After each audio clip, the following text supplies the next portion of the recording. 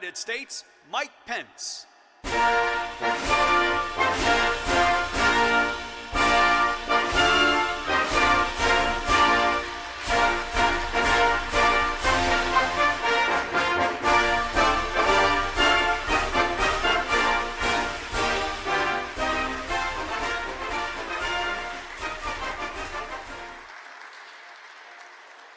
Thank you all.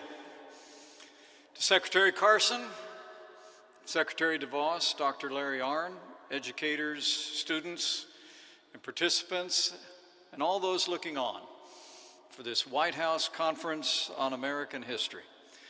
Welcome to the National Archives. It's an honor to be with you all.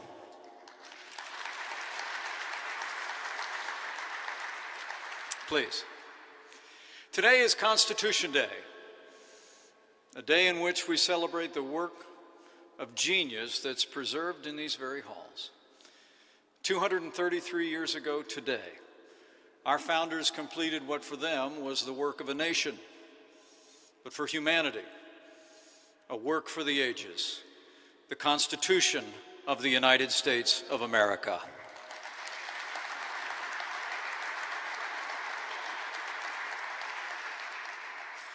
For the first time in history, a government was founded by we the people to form a more perfect union, establish justice, ensure domestic tranquility, provide the common defense, promote the general welfare, and secure the blessings of liberty for themselves and their posterity. John Adams, our first vice president, aptly described our Constitution in his words as, quote, the single greatest effort of national deliberation that the world has ever seen. And so it was. But we all know the summer of 1787 didn't just happen. It was preceded by the summer of 1776 and the signing of our Declaration of Independence, whose magisterial words continue to echo into our time, that we as Americans hold certain truths to be self-evident, that all men are created equal and endowed by their Creator with certain inalienable rights, and that among these are life and liberty and the pursuit of happiness. With those words, America laid the foundations for a government whose purpose, in the words of President Abraham Lincoln, was, and I quote, to elevate the condition of men, to lift artificial weights from all shoulders, to clear the paths of laudable pursuit for all. As the words inscribed on the walls of these national archives read, this building holds in trust the records of our national life and symbolizes our faith in the permanency of our national institutions. The Declaration of Independence and the Constitution are the greatest charters of freedom the world has ever known.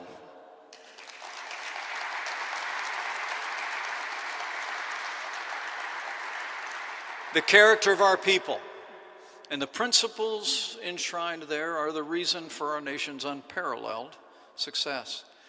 And they remain the greatest bulwark against tyranny in history.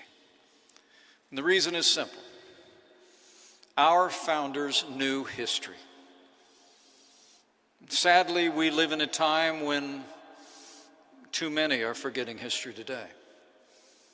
Thomas Jefferson warned that, quote, if a nation expects to be ignorant and free in a state of civilization, it expects what never was and never will be. But sadly, we live in a time when some seek to erase our history and deny our nation's relentless march toward a more perfect union.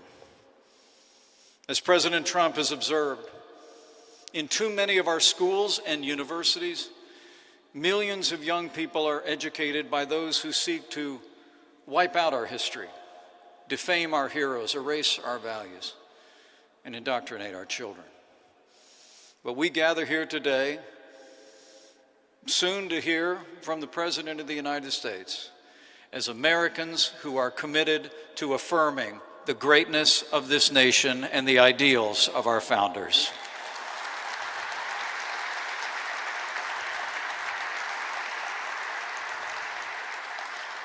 Our president understands what we all understand. If we don't teach the next generation the principles enshrined in these halls, we can't expect them to preserve them. No one can preserve what they do not love, and no one can love what they do not know. That's why on this Constitution Day, our president will reaffirm our commitment to the principles and liberties that this administration has championed from day one, and take measurable steps to ensure that future generations will continue to understand the historical and philosophical roots of our nation. What we do here today is a part of our ongoing commitment to ensure that the rising generation will be able to do their part, as we know they will, to preserve, protect, and defend the Constitution of the United States. And this we know they will do, because these principles are not just enshrined in these national archives, they're enshrined in the hearts of the American people. And I know these great principles will prevail because, like our president, I have faith in the American people. And I have faith that he who guided our founders on this day 233 years ago guides us still. For as the father of our Constitution, James Madison, reflected on this day, and I quote, "It is impossible not to perceive in it a finger of that almighty hand which has been so frequently and signally extended to our relief at critical stages of the revolution." So it's Constitution Day in America. And with gratitude to all of those who have gone before, and gratitude to all of you who are gathered here, who love and cherish our heritage of freedom, with gratitude to God who has ever guided the destiny of this land, and gratitude to a president who has ever championed the freedoms and ideals enshrined in this place, it is now my high honor and distinct privilege to introduce to you the 45th President of the United States of America, President Donald Trump.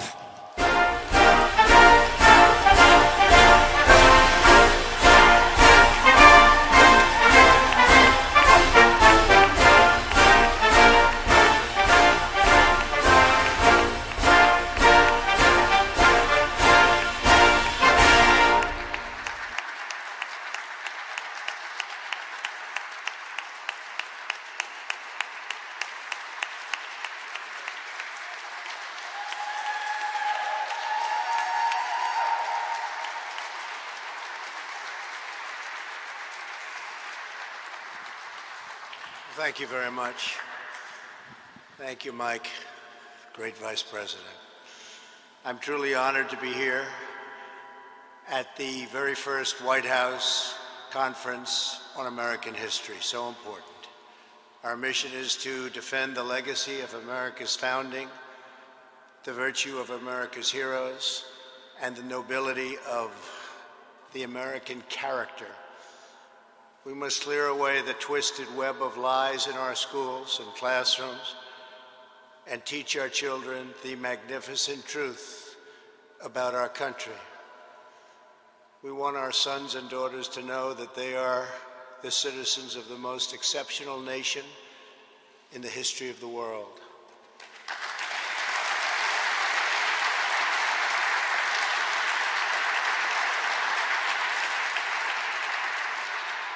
To grow up in America is to live in a land where anything is possible, where anyone can rise, and where any dream can come true, all because of the immortal principles of our nation's founders, inscribed nearly 2.5 centuries ago. That's why we've come to the National Archives, the sacred home of our national memory. In this great chamber, we preserve our glorious inheritance, the Declaration of Independence, the Constitution, the Bill of Rights. On this very day in 1787, our founding fathers signed the Constitution at Independence Hall in Philadelphia. It was the fulfillment of 1,000 years of Western civilization. Our Constitution was the product of centuries of tradition, wisdom, and experience. No political document has done more to advance the human condition or propel the engine of progress.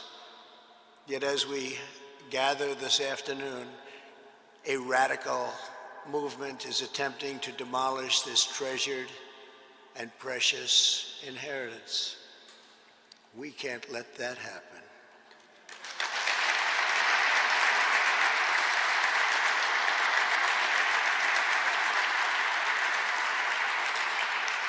Left-wing mobs have torn down statues of our founders, desecrated our memorials, and carried out a campaign of violence and anarchy. Far-left demonstrators have chanted the words, "America was never great." The left has launched a vicious and violent assault on law enforcement, the universal symbol of the rule of law in America. These radicals have been aided and abetted by liberal politicians, establishment media, and even large corporations.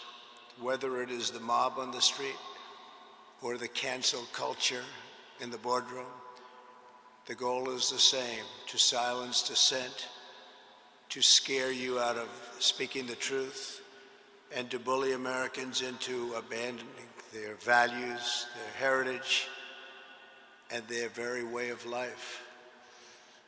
We are here today to declare that we will never submit to tyranny. We will reclaim our history and our country for citizens of every race, color, religion, and creed. The radicals burning American flags want to burn down the principles enshrined in our founding documents, including the bedrock principle of equal justice under law. In order to radically transform America, they must first cause Americans to lose confidence in who we are, where we came from, and what we believe. As I said at Mount Rushmore, which they would love to rip down and rip it down fast, that's never going to happen. 2 months ago, the left-wing cultural revolution was designed to overthrow the American Revolution.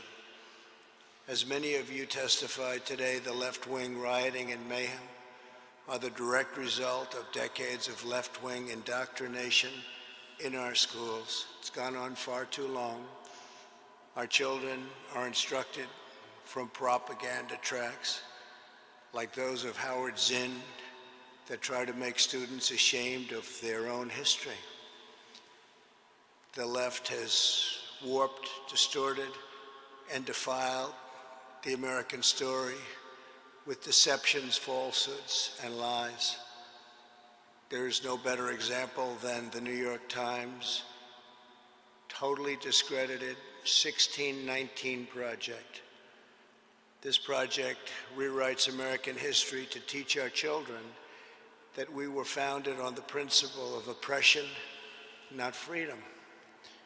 Nothing could be further from the truth. America's founding set in motion the unstoppable chain of events that abolished slavery, secured civil rights, defeated communism and fascism, and built the most fair, equal, and prosperous nation in human history.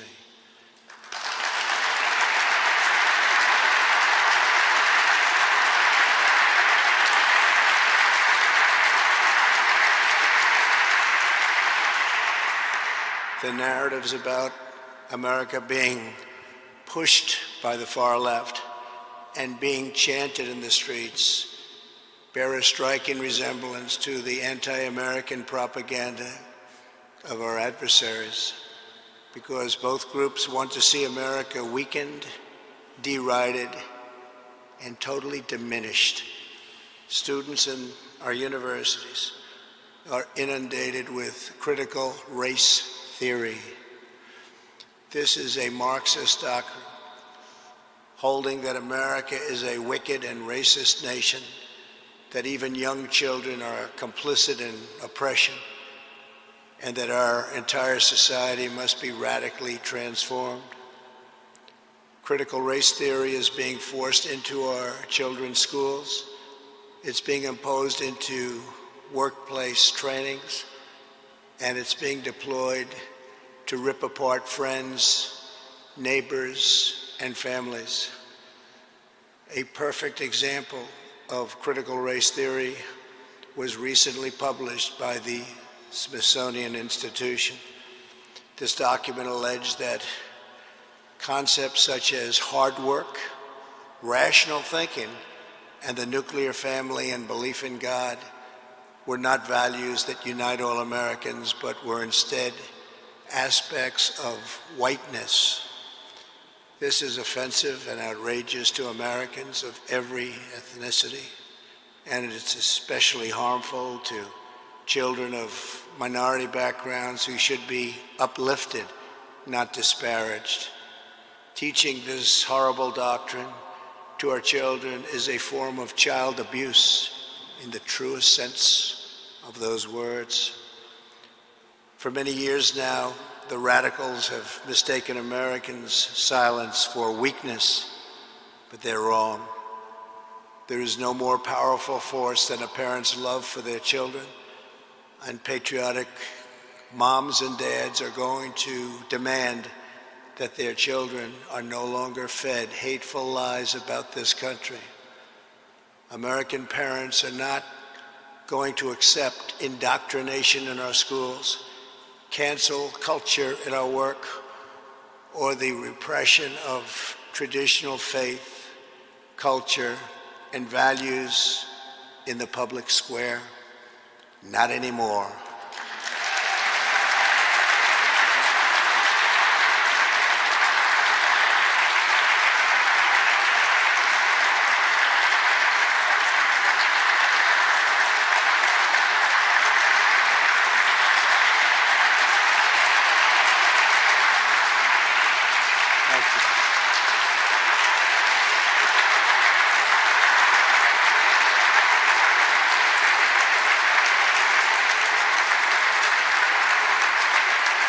Thank you. Thank you very much. We embrace the vision of Martin Luther King, where children are not judged by the color of their skin, but by the content of their character. The left is attempting to destroy that beautiful vision and divide Americans by race in the service of political power. By viewing every issue through the lens of race, they want to impose a new segregation, and we must not allow that to happen. Critical race theory, the 1619 Project, and the crusade against American history is toxic propaganda, ideological poison that, if not removed, will dissolve the civic bonds that tie us together, will destroy our country. That is why I recently banned trainings in this prejudiced ideology from the federal government and banned it in the strongest manner possible.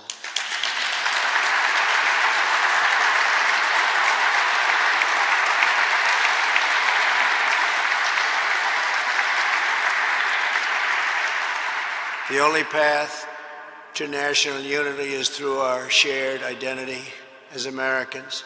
That is why it is so urgent that we finally restore patriotic education to our schools. Under our leadership, the National Endowment for the Humanities has awarded a grant to support the development of a pro-American curriculum that celebrates the truth about our nation's great history.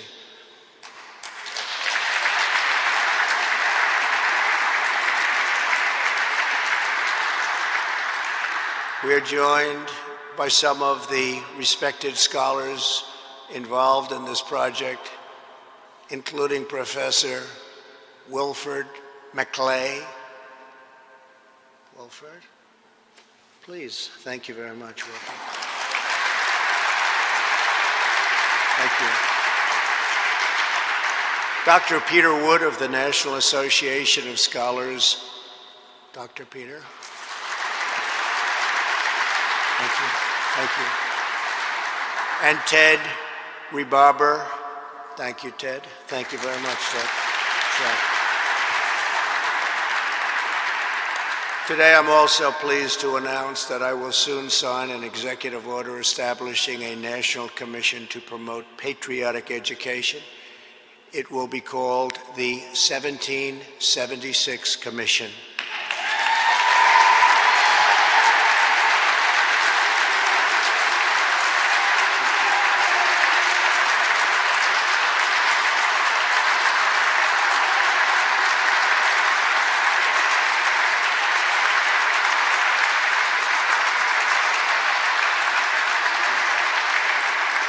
Thank you.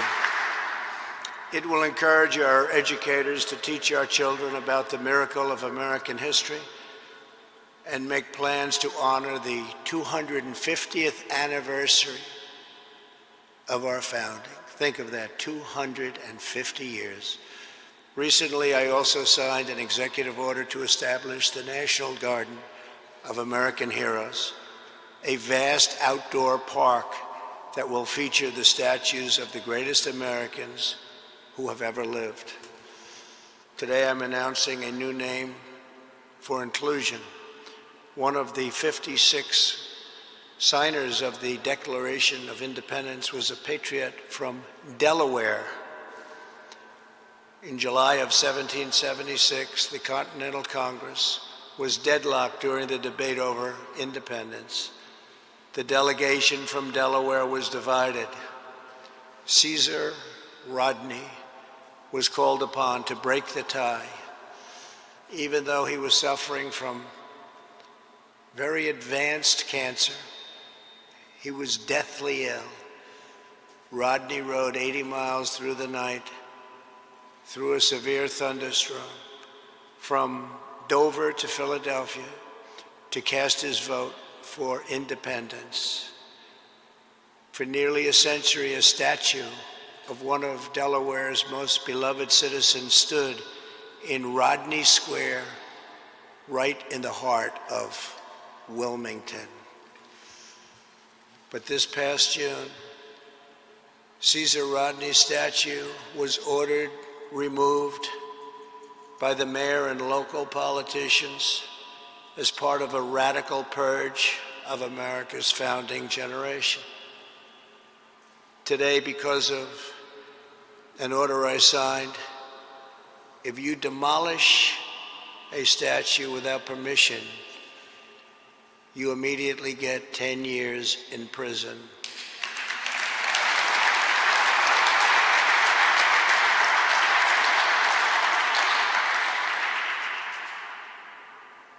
And there have been no statues demolished for the last 4 months, incredibly, since the time I signed that act. Joe Biden said nothing as to his home state's history and the fact that it was dismantled and dismembered and a founding father statue was removed. Today, America will give this founding father, this very brave man who was so horribly treated, the place of honor he deserves. I'm announcing that the statue of Caesar Rodney will be added to the National Garden of American Heroes.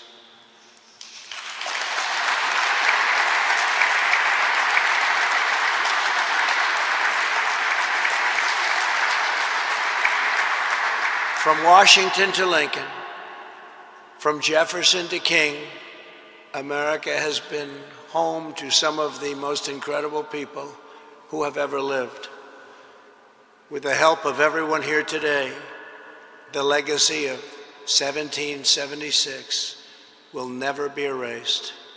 Our heroes will never be forgotten. Our youth will be taught to love America with all of their heart and all of their soul. We will save this cherished inheritance for our children, for their children, and for every generation to come. This is a very important day. Thank you all once again for being here. Now I will sign the Constitution Day proclamation. God bless you and God bless America. Thank you very much.